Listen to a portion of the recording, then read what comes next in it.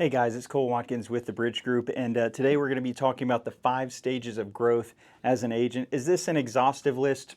By no means, right? Am I missing something? Probably. But I'm going to tell you what worked for me, as far as the 5 stages of growth. And I want to encourage you, a lot of people think that once you get your real estate license, you got your license here, and then it's just hockey stick growth. It's just, I moved up in my other company so quickly, right?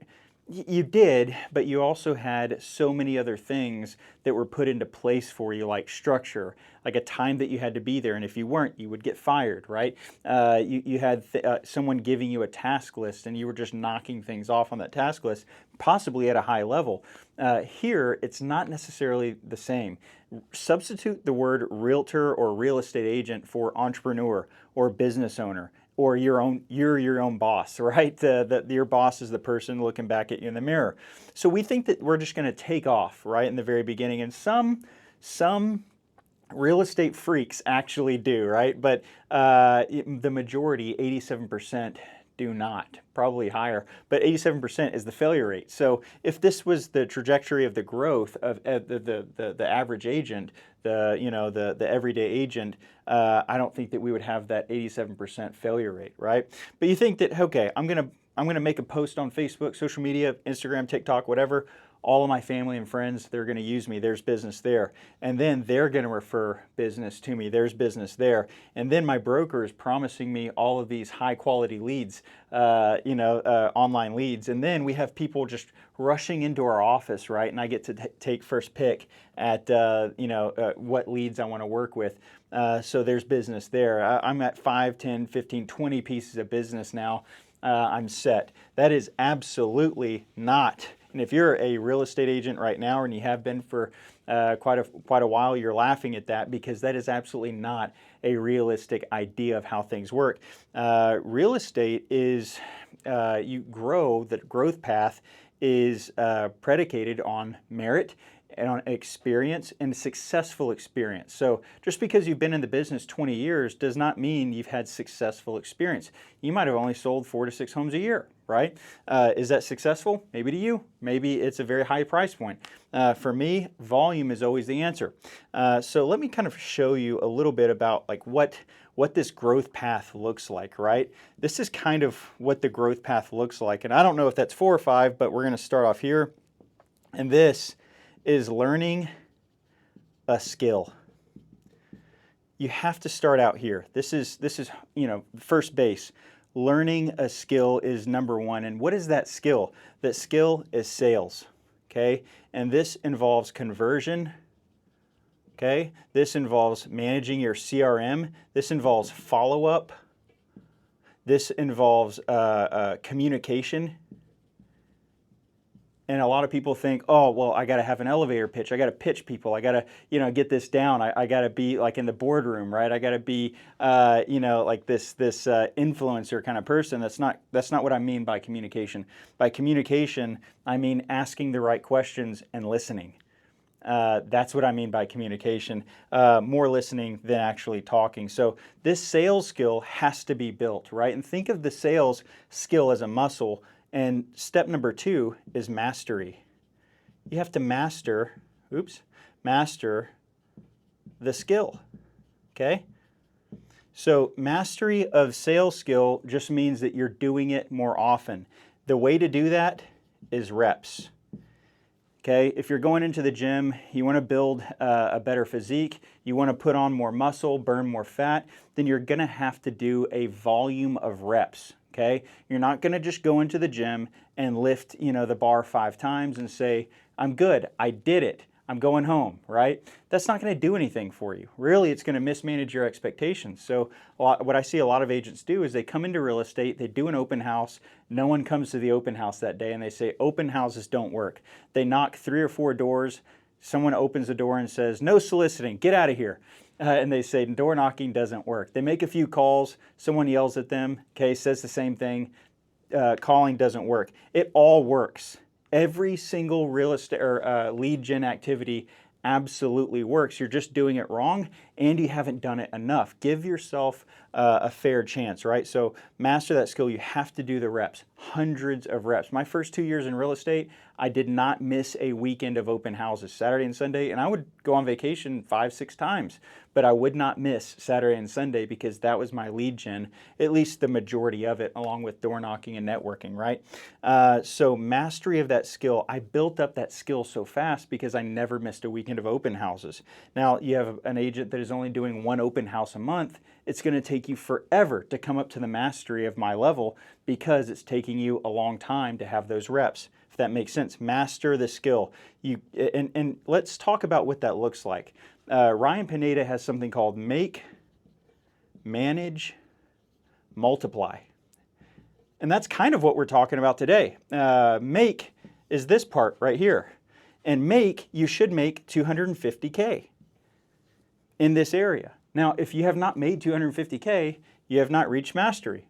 Okay, I hate to say that, but that just kind of is a good number in any industry to say, I have mastered a skill, whether it's sales or whatever your craft is at that time, right, or for that industry.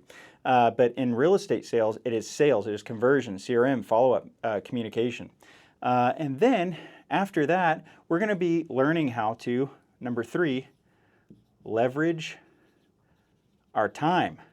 Okay, so here in this area, we're coming to the understanding that my trade-off, okay, I'm trading time for dollars, for money. And that's all I have in the very beginning of my real estate career is time to spend. I don't have money to spend, right, on this. I'm going to look for a team or a brokerage that can provide me a lot of things to get me up and going quickly. I don't even have my own money to invest in my company.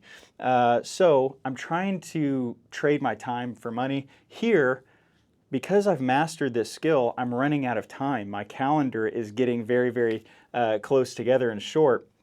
Leveraging my time looks like this.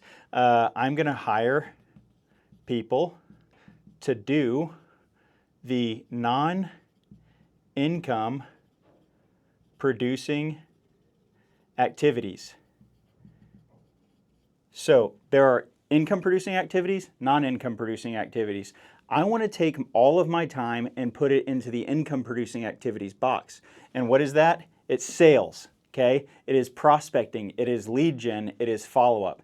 It is that and that alone. If you think that it's something else and you're in real estate sales, you are sadly mistaken.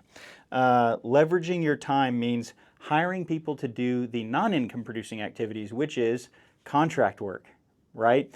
Emails, back and forth, scheduling closings, like all of these different things. You should, if you are making $250,000 a year, if you are mastering the art of sales and real estate sales, you should have a transaction coordinator. You should have some type of assistant that is booking, the listing appointments on your calendar. That someone that is putting the yard signs out, someone that is putting the lock boxes on there, someone that is scheduling the photos and all these other things that you don't necessarily get paid to do. It's a necessity for the transaction, but you're not getting paid to write the contract, right? Or even show the home. And that brings us to our next one, right? Number 4. I'm going to miss number 5, but number 4 is to scale, right? Scale your skill. This, okay, we're working on getting our time back here and actually being able to invest more of our time in a higher ROI activity. Here, we have so much business that we can't possibly all get to it ourselves, so we have to clone ourselves. We have to say, I need 10 more calls, I need 40 more calls, I need 60 more calls, because if I can make 60 more calls, then I can do that many times more business. Now, if you're a leader, don't make the mistake I did. You're not going to make 60 more calls, right? They're individual people. They need to be seen as individual people and to maximize their potential, right? But I guess for the example, duplicating myself, right? And so teaching and leading people. Now, I don't think that most team leaders should be team leads. I think that they should be employers. I think that they should pay a buyer's agent a salary and fire them if they don't do what they're asking them to do, because most people don't have that leadership muscle that they've already exercised in other areas of their life. When people come to them to be led, they don't lead them, they get upset, and they come join my team. So it's just kind of the story of what I hear every single week interviewing other agents. But scaling your skill here is actually multiplying, right, your efforts. You've already done the work up here. Now you're investing not necessarily in people to hire to do non-income producing activities, but now you're investing in people, educating them, coaching them, mentoring them so that they can go out, right, and multiply your efforts. And then number 5, I'm going to put number 5 down here, and that is going to be invest in assets. And what is the asset that we should be investing in as real estate professionals? Our own product. We should be buying real estate, right? Here we're trading our time for money. Here we're trading our money for more time. And I can tell you from experience, owning the real estate that I own, looking at the equity and what it has contributed towards my net worth, what it has contributed towards my tax savings from what my company makes, all of these things are hugely beneficial for myself because I invested in real estate.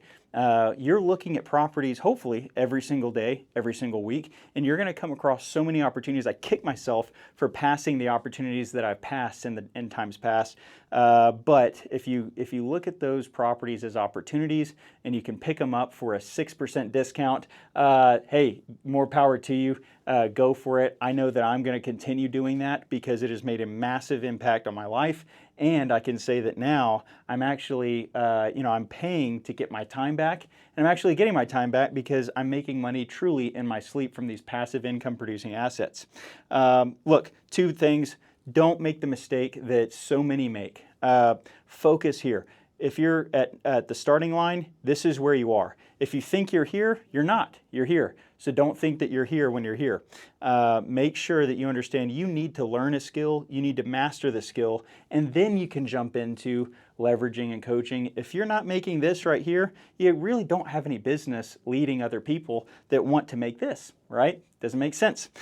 So right here is where you need to focus in the very beginning and understand this might take 2-3 years. Okay, I know if you're younger, that sucks because you're like, that's forever. It's not. When you're my age, 2 to 3 years goes by like that.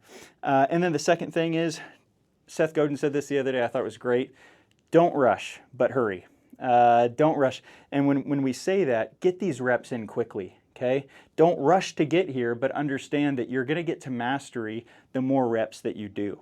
Okay, I hope that was helpful to you. I wish someone would have told me this in the very beginning of my career because I was bouncing all over the place. I thought that I should have been here, I should have been there, and I was investing all of my time into the wrong things. Hopefully this will help someone out there understand that if you're here, or even if you're here, I just talked to someone the other day, 18 months in real estate and is doing 64 deals. Already, right? And that was a couple months ago.